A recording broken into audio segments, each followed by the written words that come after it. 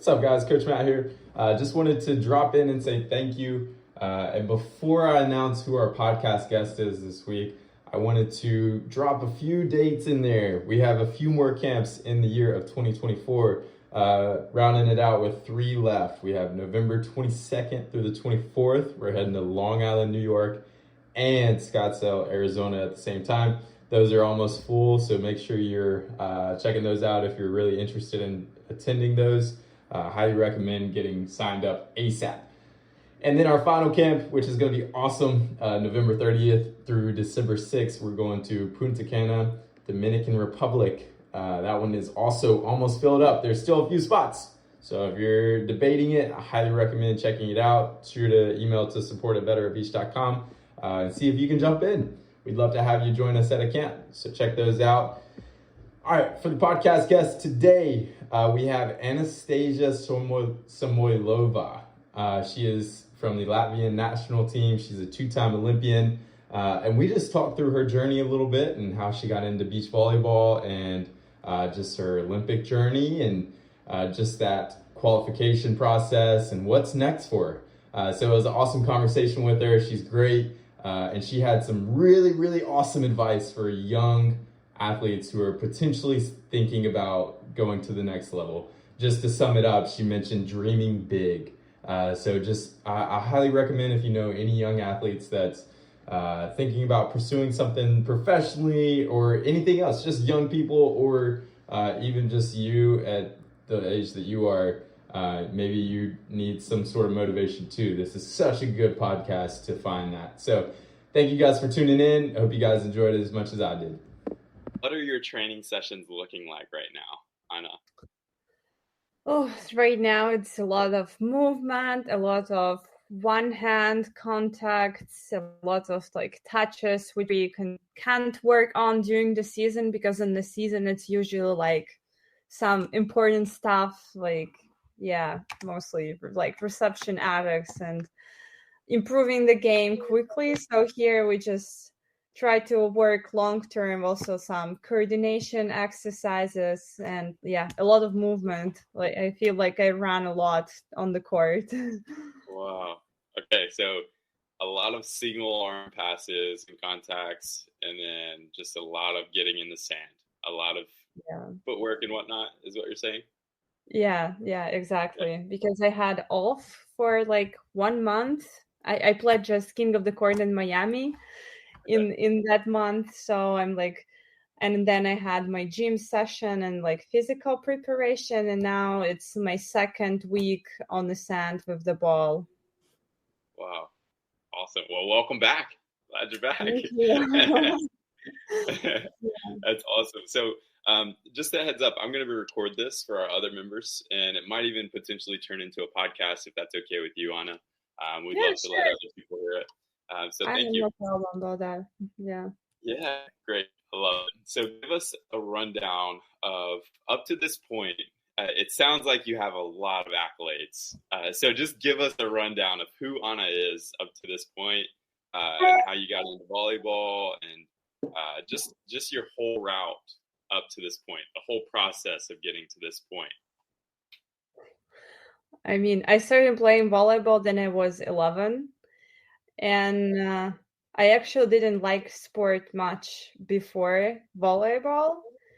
So volleyball is my first love, and I think that is for forever. I hope so.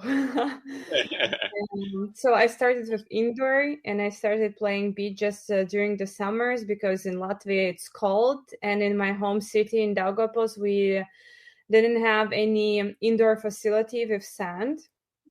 So I was playing beach only in the summer. And I was really crying in the end of the summer that I have to go back to the indoor because I liked beach so much. And then, I started to get into national teams in indoor and then later in the beach. And actually my first international tournament in the beach was with Tina. So coaches quickly realized that we have to team up and play together. And we actually did pretty well it was like Eastern European national zone competition, and we were the best team from Latvia by the finish of the tournament. And we were only like 15 and 16 years old, probably. Unreal. Yeah. Unreal. So, Wow. and So then what year yeah, was that? When did you and Tina start playing together? we were playing for the first time in 2013. Okay. And then in 2014, we also played in Youth Olympic Games in China. Gotcha. So, and then we didn't play together in 2015. And from 2016, we started to play again.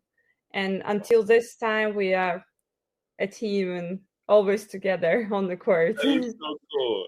Yeah, and you guys are so fun to watch too. Y'all play really well together. So that's Yeah. awesome that you guys are still rolling. You don't see that too often. Starting in 2013, it sounds like y'all just took one year off. Is that the case from playing with each other? No, I mean, we had also different partners. Like Tina, Got she's it. 1 year younger, so she played some youth competition, some other competition with other players, and me as well. But the most success we had together.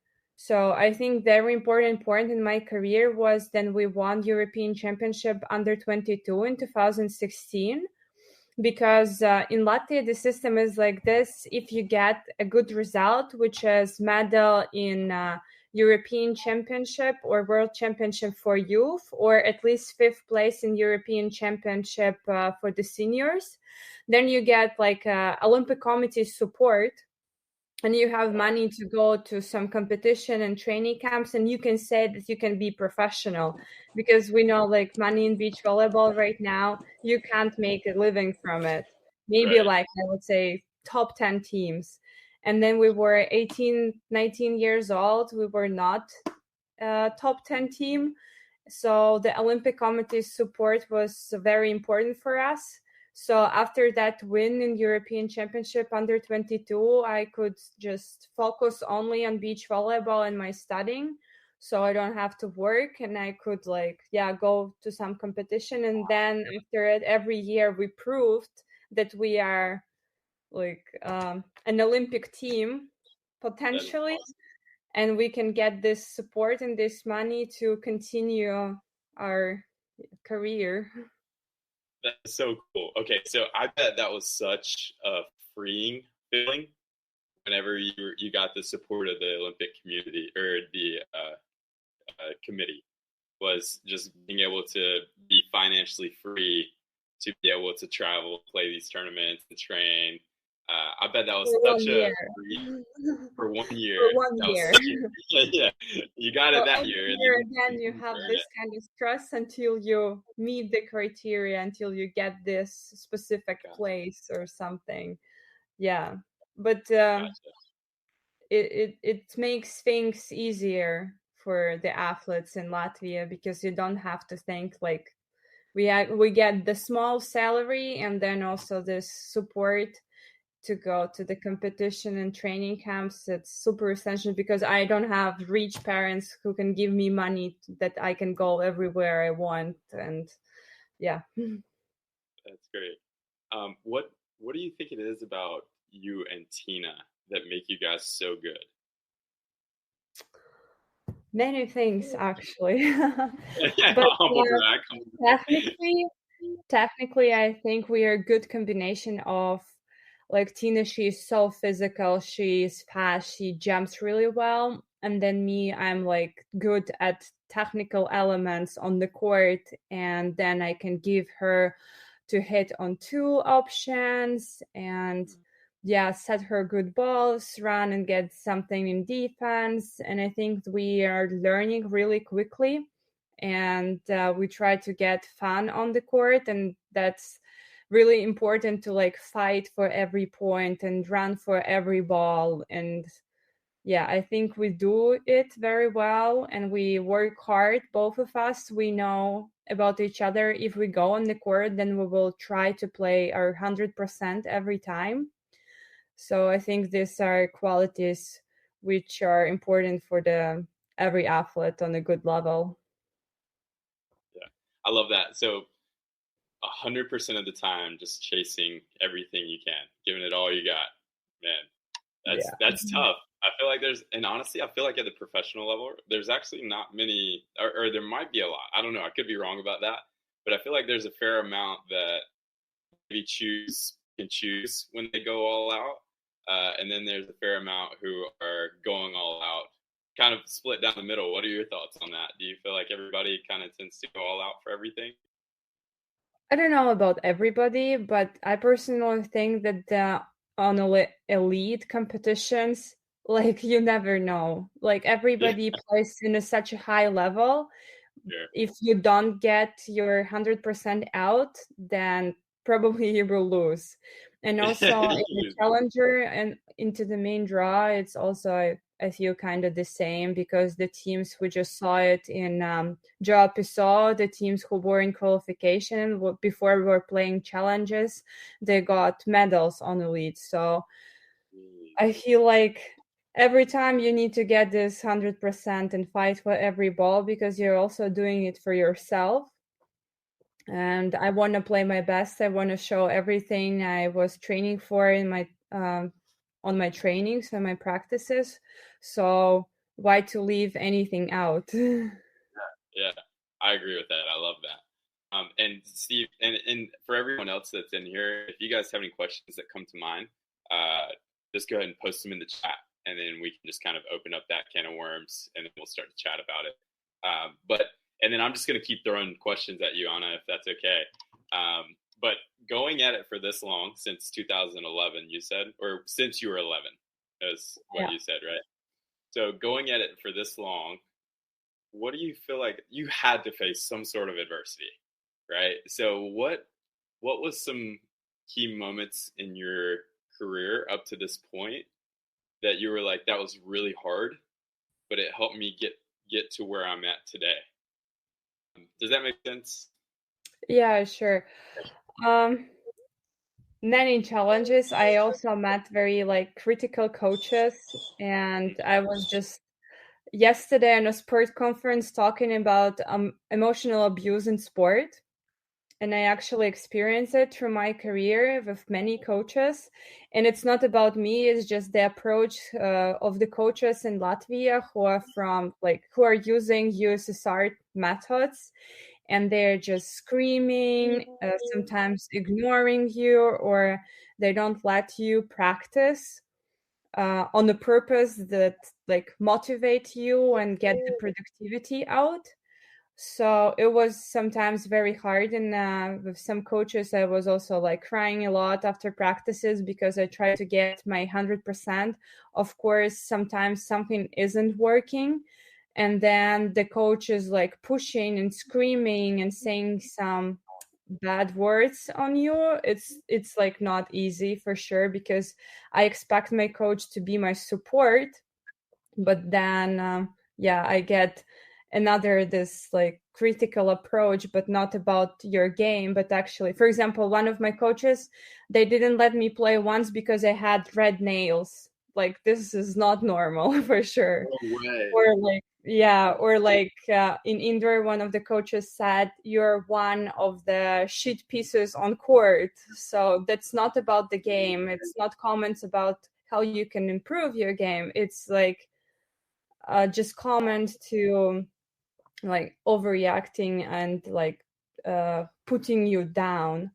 So and I think, of course, this made me stronger emotionally, but it wasn't easy. And I think just because I wanted to play well and I wanted to achieve big results, I got through it. But I know some players who didn't, and it's very sad.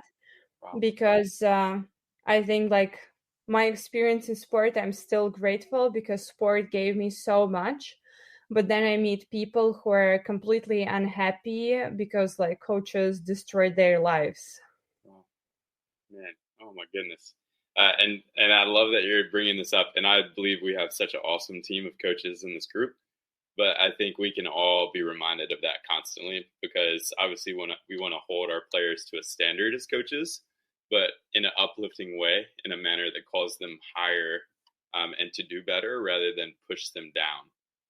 And it sounds like you dealt with a lot of like pushing down and you still fought through it. You were one of the few that stuck with it. And then look at you, you're two-time Olympian. That's so cool. And now have you gotten a chance to go back and talk to some of those coaches since all of that? Just like I say, one maybe, but he's not changing. He will stay the same. He thinks that his methods are working, and I don't think I can do much about it.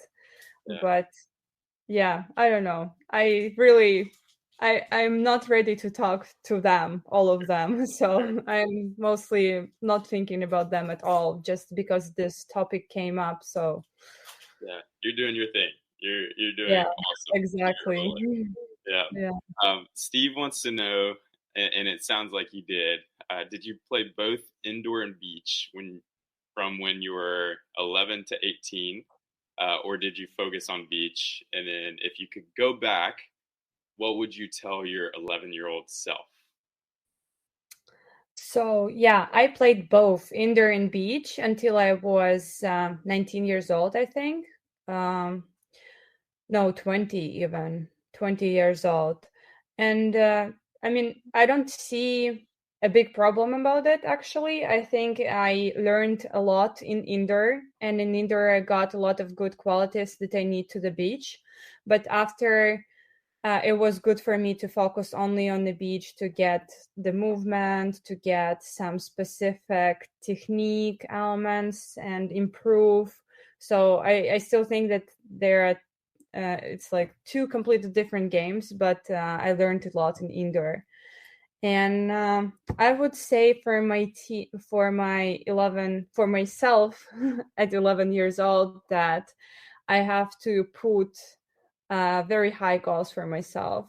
Maybe sometimes like people would say like it's impossible or laugh at you, but I think we can achieve everything. Like every person, we don't know how strong we are, actually. We can achieve everything. Wow. So reach high. Reach as high as you can. Reach to the moon. Yeah. Yes. I love that. What were some big goals as a kid when you were 11? What were some goals that you had jumping into volleyball? I was not thinking about being a professional athlete at all. I was thinking, so the story is like this. When I started volleyball, I wasn't the best one. And I played actually in the second team because I was practicing with the older girls. And then my main goal was to win Latvian championship for my age with my team. So then we went to the final. I was the captain of the team. We lost the first game, and I had a big meeting with my girls and saying like, no, girls, we will fight. We will still be the first ones. That's my dream. We need to do everything. And actually we won that tournament. And after Let's it, go! I think That is awesome. Yeah. And after it, what was that? I will finish. Okay. After it, we have never lost any Latvian championship for my age with my team. So we were the best ones of the best. So it's really nice. Okay, so from did you start winning them at 11 years old, or was it like a couple? No, years it was probably 12. Then I was 12, and then from 12 to 19, we won every Latvian championship for my age. Oh my gosh, that is unbelievable! Wow. The strong team. It sounds like it, and it needed the motivational speech of Anna after the first set. We needed that. And imagine I am now wondering, and like I'm so surprised of myself. I was 12 years old, and then I had a meeting with my girls and like saying like, girls, no, we need to fight, we need to win this tournament. Wow. Such a like leader qualities in me, in myself, 12 years old. And I'm like, good kid. That is cool. Here, let me ask you this though. Have you ever had to have that conversation with Tina? Like, hey, we gotta win this. Oh, many times. many times. It would be the same, like it won't be the same because we will like talk, yeah, we got a win, and then we will laugh about it or joke or talk strategy or something. But Nice. many times we had, because it's only two of us, we have to talk, we have to discuss things and our goals and what we want and how we can do it.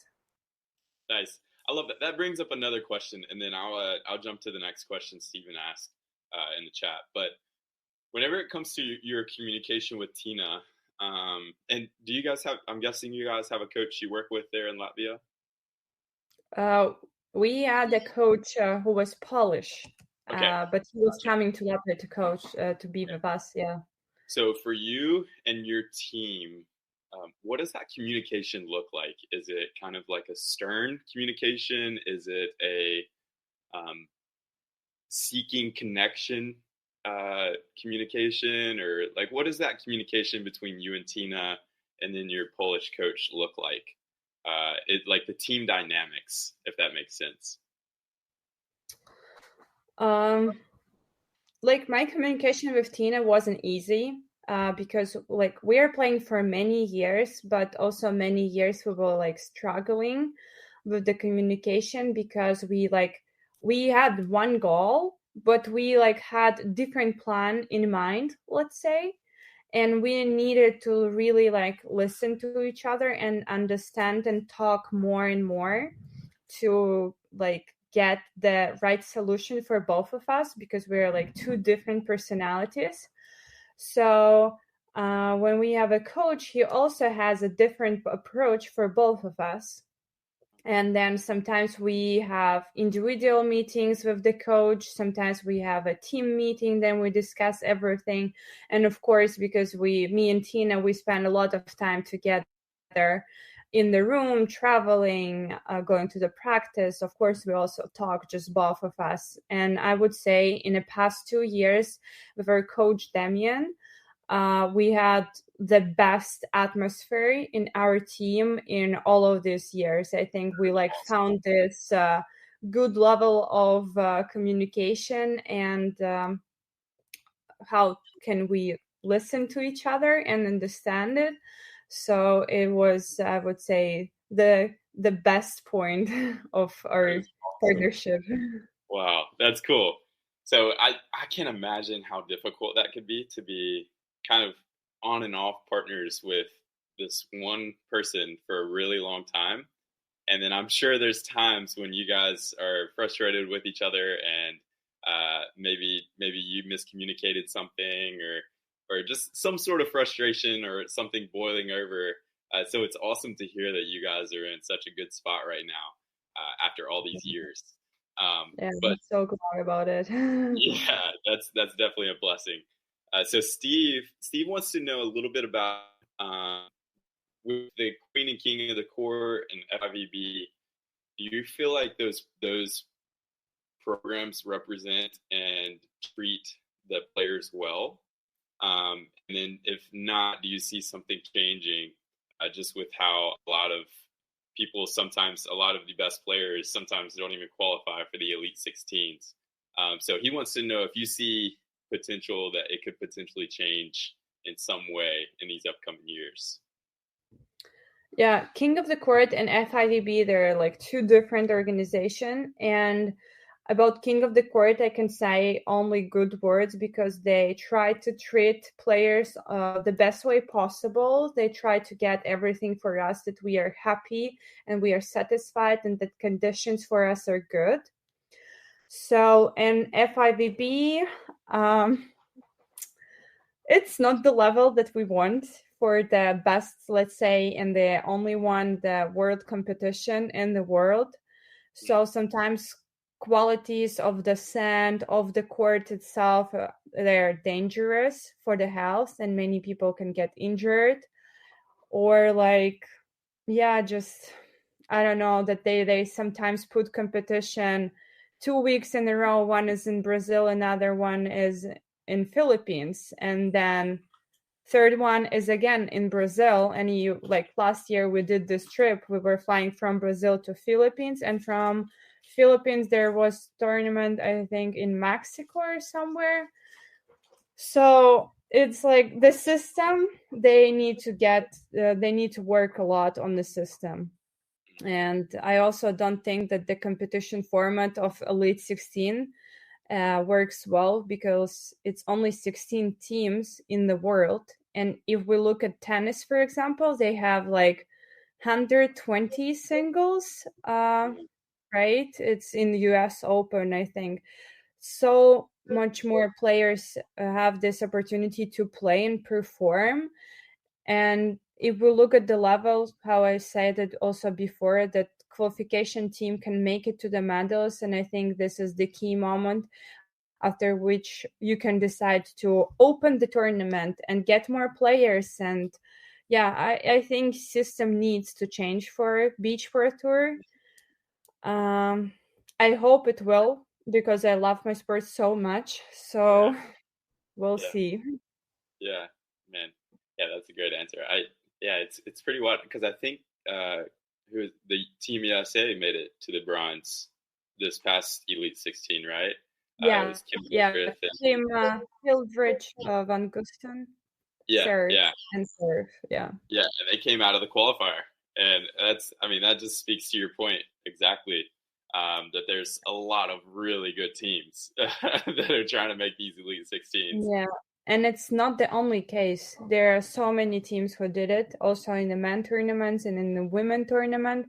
So I believe if we open the tournament at least how it was before, then we had 32 teams into the main draw. I think the system was much, much better. Wow, that's a great idea. Hey, more volleyball. That's the fun thing about it. More volleyball. But also one point about which I'm happy. In this past 2 years, I think they really improved social media. Like Instagram is getting better and better, and they try to cover more things than it was before. And I think social media is so important right now. So with this, they got a really good job. Yes, nice. I love that. I agree. I love just scrolling on social media and whatnot and seeing all of the highlights of all the tournaments, and it just brings so much more exposure to the sport. Because whenever you think about highlights are not the best. Yeah. Sometimes they're not good, but overall, like social media job is done well. Yeah, no, that's really cool to see. The next question he has for you is, this is an awesome question. How did you deal with Tina being at USC here in the States and still playing internationally with practice and everything, the day to day? I can't imagine how, maybe just how to navigate that. How did you guys handle that? It was so hard for me, actually, because Tina, she was at USC, as you said, and she was practicing. She was having a tournament every weekend. Probably for her, it was also very hard. But she was in the tournament. She was like playing. She was with other girls, and I was mostly alone or training with our Latvian man teams somewhere in Egypt with my coach. For like 3-4 months there, and away from family, away from friends, playing alone against 4 amateur mans. So it was a big determination by me that I survived it, and I had a lot of trainings. And then Tina was done in May with NCAA. We just went straight to play World Tour competition, and then in end of August she needed to go back to UC, and I was again alone. So mostly was practicing for like 8 months alone, and then just playing some tournaments with Tina. And Okay. Thinking about those practice sessions, because this is a really interesting situation, because and this could be something that's extremely helpful to all these coaches in here. Whenever you look at those practice sessions with maybe players that aren't as good as you, like some immature men or whatever that may be, what were your focuses going into those training sessions? I actually think that for women or female athlete to practice with amateur men who are playing pretty well is really good, but because you're still physically stronger and we can get the strong hits and you can get some more good cut shots and line shots. So to play, it's really good. And I mostly played against them. So I was not practicing with them and doing drills. Mostly I was doing drills alone.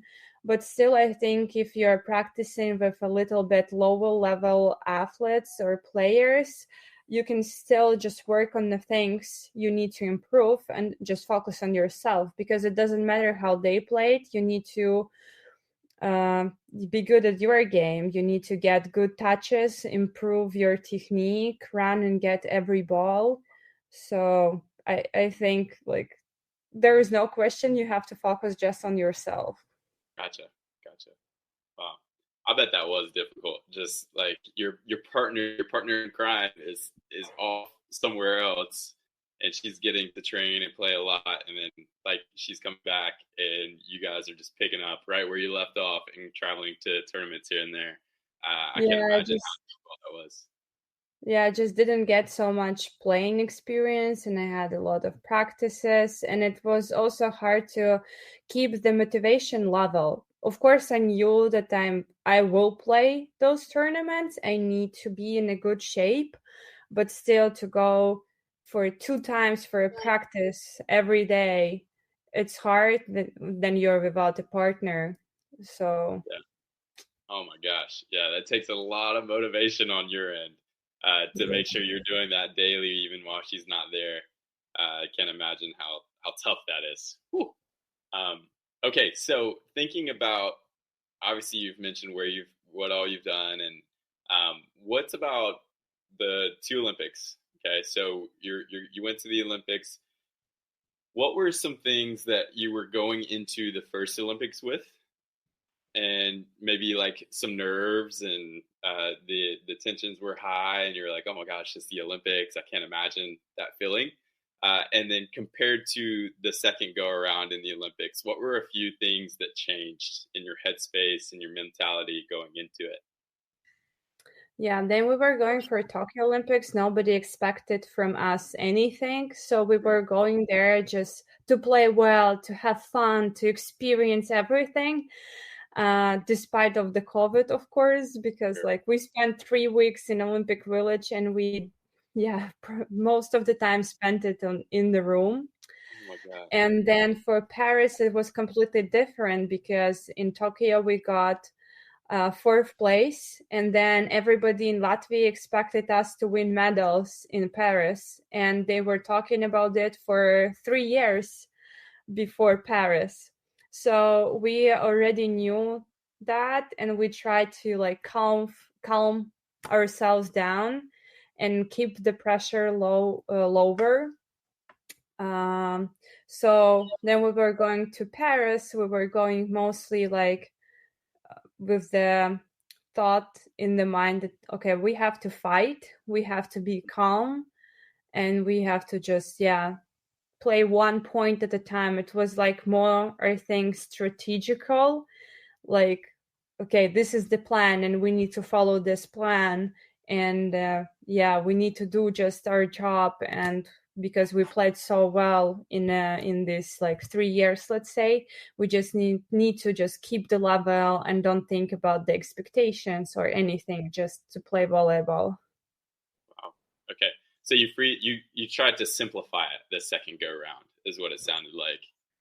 Is that true? Yeah, because of the big stress, because like expectation from others, of course, also from us, because we know that we are top level team and that we can get medals. But Olympics is just a different tournament. It happens once in the 4 years, and it's like such a big pressure. And I think if you can deal with this pressure, then you will be playing well. But also there are some teams who are playing really well in a world tour competition, and then they come for Olympics and they can't get the ball down or get the ball up. So it's just different to play there.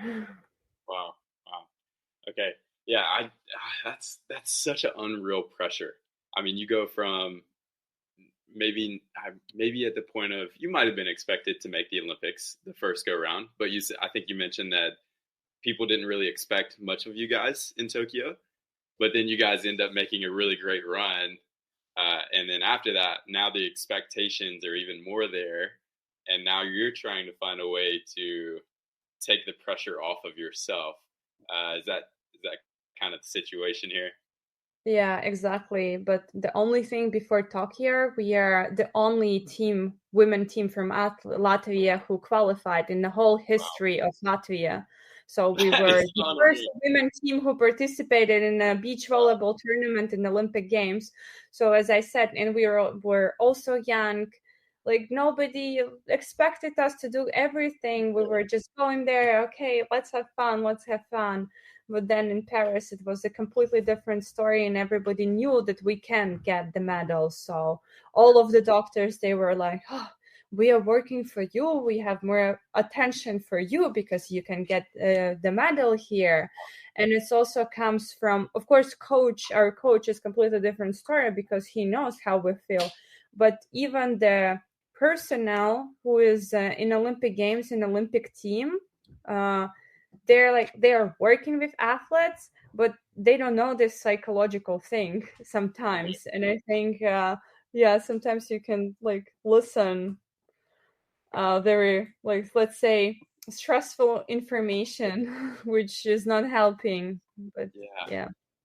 Wait, so you were even feeling pressure from the doctors? They were like, "Hey, we'll help you guys because we know you guys can medal." Yeah, that is unbelievable. Exactly. Wow, that's crazy. Okay, wow. So this is continuing to think about the Olympics. What were some of the greatest lessons that you took away from just this past Olympics in Paris? Greatest lessons. I didn't think about it actually. I was mostly thinking how great it was because the stadium was amazing and the atmosphere was so good. Yeah. So it was like for sure a lifetime experience. But I would say maybe because we didn't play well our first game against Switzerland, like probably the stress level was high. And opponents started to serve on Tina, but mostly teams are serving me. So it was kind of a little bit different situation, plus the first game, plus the stress. So we didn't play well. And then like game by game, we started to get confidence back. And I think also the great example about it is also Canada, Melissa and Brandy. Then we beat them. They finished third in the pool, and then they got a silver medal. So like you never know, maybe one day you're not playing really well, but you have to fight. You need to get your confidence back, and we know like everything is possible. So like simple things, but exactly on Olympic experience it might look more like stronger. I don't know. Yeah, wow. And Joe kind of asked a question about this similar situation. He wants you to dive a bit more into the psychological side of the game. I think you had a conversation just recently with a sports psych person. Is that what you mentioned in the beginning? So for you, like, what are some mentalities that you enter into games with, and maybe even in the Olympics? How was that a psychological battle for you? Just with the expectations and everything like that. And then how did you respond to that? How did you combat it? I would say with the expectation and the pressure, it was a longer time before I knew that I have to prepare for it. So I just thought about it months before, and I just like tried myself to calm down. So, but exactly during the game, for me, for example, it helps a lot. Then I think only about 1 point at a time. It truly works. I think many players are talking about it, and it works.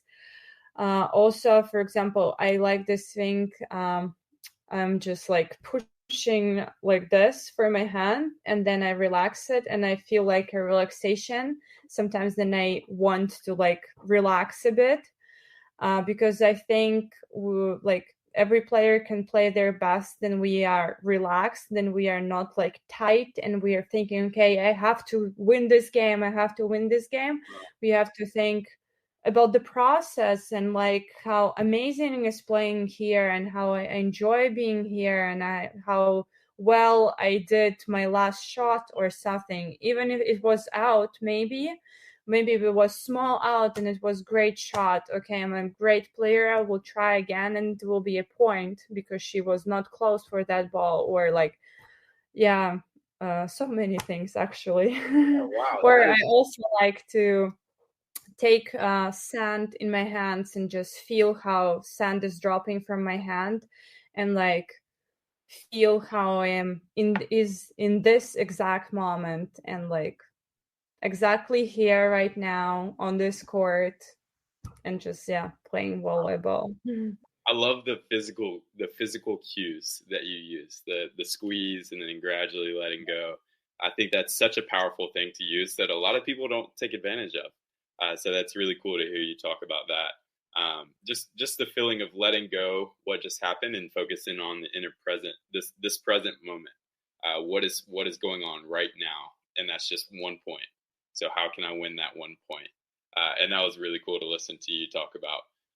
Steve, is there anything else you'd like to add to that before we move on to another topic, the psychological side of it?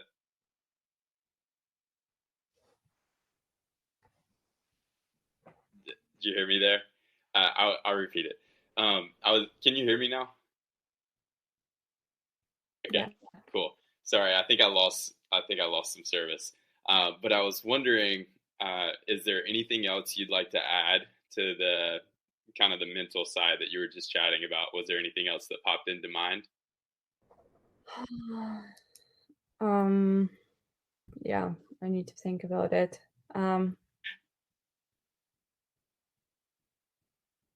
I was just thinking about it, but then I forgot. That's okay. No worries. I kind of put you on the spot there. Also, I wanted to say about the breathing, because breathing is really important.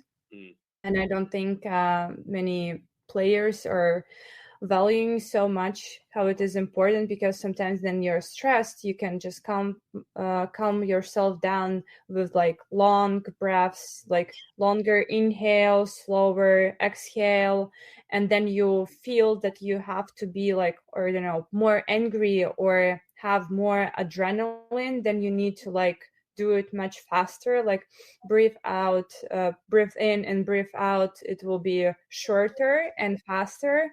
So I think this also helps a lot, and just slow breaths between the rallies to like focus on the ball and on the point. Oh, that's awesome. Yeah, Steven, go ahead. Yeah, I just wanted to ask a question, and it'd be faster than typing, about the psychological piece. When you look at players like Honors and Christian play, right, and they stage incredible comebacks the way they have, and then sometimes they get crushed and then just come right back, versus, say, any men's Brazilian team who carries their emotions on their shoulders, right, and you can just see if they're upset. What approach do you see more successful for yourself, and then what would you suggest for other players? There's a philosophy is like, I'm angry, just get it out, let it go. Then there's a philosophy of just don't react, just keep it inside, breathe, as you say. So what would you advise? I think like we are all different, and maybe for one it will work, for another it will not. But I personally think that if you're angry, maybe you can like hit one ball hard, but then you still have to calm down, because then you need to have a clear thoughts about your game, and you need to be calm, and I think that you need to be filled with the positive energy, not with the negative energy inside, because then like we are relaxed, we are thinking how everything is good, and then we are playing with enjoyment and not with the anger or some negative emotions. So, and I think Anders and Christian, they're a great example of like how calm they are in every situation. Maybe sometimes their opponent, they're like so happy that they're winning that they lose focus, and then Anders and Christian, they're just keeping the same stable game, and they're winning again. So I think to be calm and breathe and think about one point and not about what is in the past or in the future is the key for everybody. I love that. Awesome. Thank you. Yeah, good question, Steve. And Joe, good questions. And Steve also asked about, and this is a hard left turn in the conversation. I love everything you mentioned about the psychological side of it, of breathing, being in the present moment, and then finding a way to let go and stay calm in those moments. So moving on to basically the big question of what's next. What's going on. I know you mentioned the World Championships coming up in Doha, but also kind of like playing styles. Steve wants to know about, are you and Tina kind of moving towards the option game, or are you guys going to continue with your normal style of playing, or are you going to start adding in jump sets and options, just like the game is evolving right now? Yeah, we actually, I think around the women teams, we have a lot optional balls. Like Nice. Tina hits a lot on option.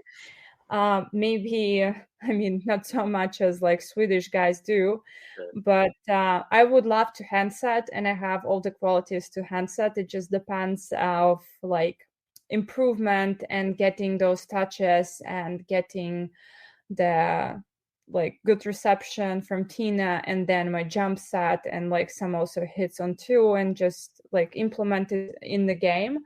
So I think we will for sure work on it, and we love the fastballs, like how we play to the fastball to the antenna and kind of small ball, and it is really the future.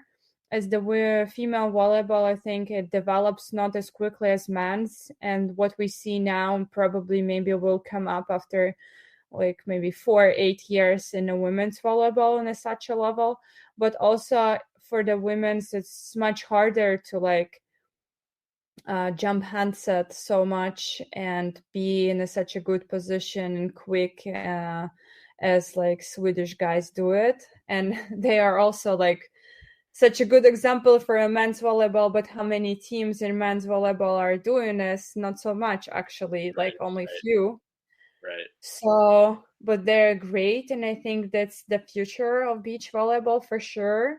More and more optional balls are coming, and more jump sets are coming, and I love hand setting over like Karambula style as well. Like then he goes on third touch over short or long. So I think in this style we can also evolve in beach volleyball a lot, and of course like stronger, faster, and but I feel like a women's volleyball on elite level is much interesting right now, because if you look at on the best teams of elite for the men's, it's just like side out, side out, side out, side out, block, side out, ace, block, side out, and like no long rallies. Right. And I think I'm missing it from the men's volleyball for sure, because like sometimes to watch these long rallies is so much fun. And if you get only 2 or 1 rally per set, it's of course you're amazed by how hard they can hit and how fast and how good is the vision on the court. But I really miss long rallies for the men. Yeah, it is. I agree. I think women's volleyball is so fun to watch because there are so many long rallies and incredible digs, and then the ball control is very impressive. And so I agree. I think women's volleyball is such a fun sport to watch, just because there's always something happening, and there's so many good teams out there right now. So I'm definitely in agreement with that. Whenever, Steve, were you about to ask something there? No, I was just going to say, and no lead is safe in women's. Like in men's, typically 3 or 4 points that the match is over. But in women's, you just don't know. I'd lose so much money sports betting on women's, I tell you. Yeah. That's cool. Speaking of, what was one of your favorite matches that you've had, we'll say in the past 2 quads, for the Olympics. What was one of your favorite matches that you and Tina played together? That was a high level match and was just an awesome, one of your favorite stories to tell.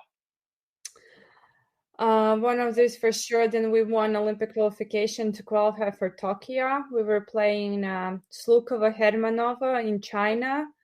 It was a 3-set game, and we were down 12-7 in the third, and we won that like 17-15 or something. So it was amazing feeling. Wow. Then also I would say in Tokyo, then we beat Russia in it was first round after the pool, I think. So we got into the quarterfinal. So it was also amazing because I think it was probably the same story. It was third set, 12-7. We have never won them before. And we won. After that game, I felt like true euphoria in my body. I don't know how drug addicts feel when they use drugs, but I think like I had a pretty similar feeling in my body, like truly like chemical. Wow. I bet that was a special moment, man. Yeah. What better place to get your first win against a team in the quarterfinals of the Olympics? That is unreal. I bet that was also a mental battle. Just the feeling of we haven't beat this team before, and now we're at a do or die moment in the Olympics, and we are down 12-7. How did you battle that? I mean, just going back to the psychological side, how did you get over that fact of we haven't beat this team before, and we're down 12-7? Can you just take us to that moment right quick? That just intrigued me so much. We actually have had a really long history with them because we are one age team and we played in many youth competitions together. So for us, it was like we have to win this team because we lost to them in a European Championship final in Latvia. Then President was watching us. So we had to win them sometime. But in that moment, then we were down 12-7. I was not thinking about it. I was thinking how I can improve my game to get this win. And actually, everything worked somehow. I picked 2 balls in defense. They got scared.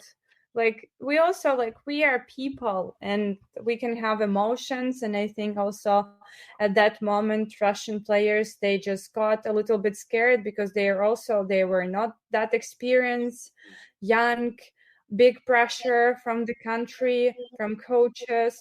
So we just we had the opportunity and we used it. Wow. Simple as that. I love it. Wow. Okay. So it's still in that moment of being down 12-7 in the quarterfinals, a third set match in the Olympics, or a third set in the match in the Olympics. And you're just thinking about ways you can better your game. And then maybe we'll win this game. Wow. That's so crazy that you were able to simplify it that much to where, let me just focus in on me, not shying away from the moment that you guys were in, but finding a way to focus in on your job. I think that's a really impressive headspace that you were able to play in. I can't imagine how difficult that was. Cool. Also about simplify, as you said, we had a Continental Cup championship in Latvia to qualify for Paris, and we didn't participate there because we already qualified for it. And I went to watch some matches, and for me everything looked so fast, and I was then I play myself, I feel like time stops, I have more time between the rallies to think and discuss something with Tina and go for the serve or focus on my reception or something. So I think also then you're at that high level, sometimes time is feeling differently, that you can think a lot about what is happening around if you're calm and you keep your emotional level down and you're truly focused on the game. Yeah, that makes sense. I mean, Yeah, because you have more mental space to focus in on your job if you're not thinking about the moment or thinking about the surrounding environment as much. I could see how that makes sense. Like you're just narrowing down your focus. I think that's a cool way to think about it. And Joe also wants to hear about like your pre-receive routine. Like you're receiving a serve. For you as an offensive player, whether that be in big moments like that or in training sessions, what are some headspaces that you decide to play in? Do you have a preset plan of what you're going to try to do based on what you've seen the defense already show you, or do you go in and just kind of pass set, see the defense, and then make a decision off that? What does your pre-serve receive routine look like? Actually, before the reception, I think only about reception, because I think this is the most important element we get to play. Without reception, you will not play this game. So, and before, so I don't think about my shots before, but before the game, mostly we discuss with the coach what can work in some specific situations and what are the tools I can use in this game against this opponent. So I have something in my mind, but it depends exactly on the situation. It depends on my reception, on the set, on what I see, what opponent is doing about me, against me in that exact moment. And then I decide what I'm going to do. Mostly it's like this. Gotcha. Okay, so you kind of talk to your coach beforehand about what does this team usually do against me, and then here are the options that I have in those moments. But then in the game, it's like almost on the fly. It's like if your serve receive goes to the far side of the court, then you might have to change your tools, like you mentioned, and your attack against the defense. Is that kind of what you're saying? I mean, it's still like I have a lot of options on every ball that I can use against different kind of players. So I also look what they are doing against me in that exact moment. If they're like jumping line, running plus moment, angle to the high line. So I try to like find the best option possible to get the point in that specific moment. Of course, it's very short. And that's amazing how our brain works sometimes, that we can analyze the whole situation on the court and make the decision, and also our body reacts to all of this. So yeah, but mostly I depend on my vision, what I see, and then I just try to get the point. Yeah, that's like a split second thing.